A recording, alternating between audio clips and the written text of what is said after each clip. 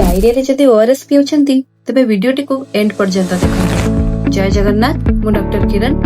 Diarrhoea रे आपण केओ ओआरएस पिउछंती, एटा पिउछंती ना एटा पिउछंती, एटा एका ना अलगा, चलंतु डिटेल रे बुझिबा। स्क्रीन रो गोटे पटे आपण देखि पारुथिबे WHO फॉर्मुलेटेड ओआरएस जहार गोटे लिटर रे अछि 13 ग्राम शुगर, एवं अन्य पटे देखि पारुथिबे ओआरएस सहित कॉमनली कंफ्यूज्ड होउथिबा हाई शुगर इलेक्ट्रोलाइट ड्रिंक जहाँ मार्केट रे सहजरे मिले एवं एहार केवल 100 ml रे अछि 12 ग्राम शुगर।